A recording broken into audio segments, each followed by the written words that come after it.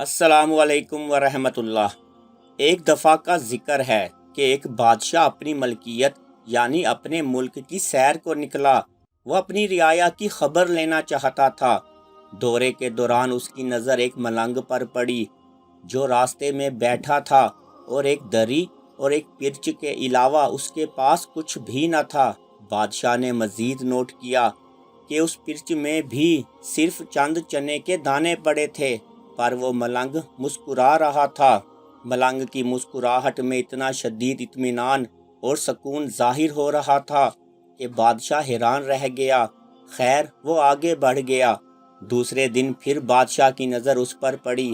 وہ اسی طرح خوش باش تھا۔ بادشاہ کی پالکی پھر بھی آگے بڑھ گئی۔ تیسرے دن جب بادشاہ کا گزر اس مقام سے ہوا اور پھر اس غریب کو اتنا مطمئن دیکھا، تو اب بادشاہ اس حد تک تجسس کا شکار ہوا کہ پالکی رکوا دی اور نیچے اتر کر اس درویش کے پاس چلا گیا۔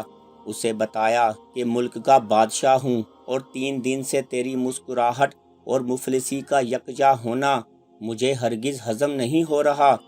آخر ایسا کیا ہے تمہارے پاس جو تمہیں خوشی دیتا ہے؟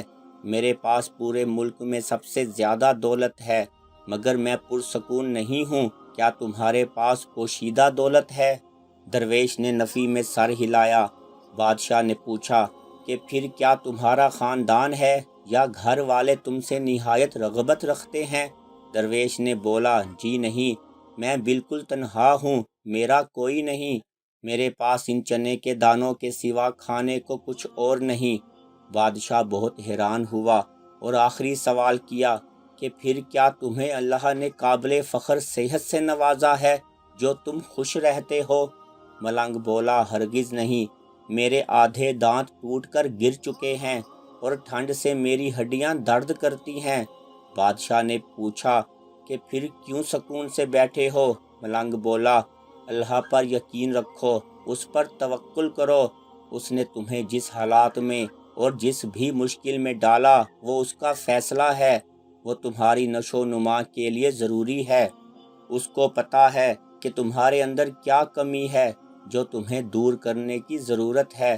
وہ تمہیں اس آگ میں ڈال کر سونا بنائے گا۔ صبر، شکر، اللہ کی رضا میں رضامندی، ایسے سوچو اور اپنے حال کو ایسے ہی تسلیم کرو تو تمہیں کسی شے کی کمی محسوس نہیں ہوگی۔ رزق اس نے دینا ہے، وہ دے گا۔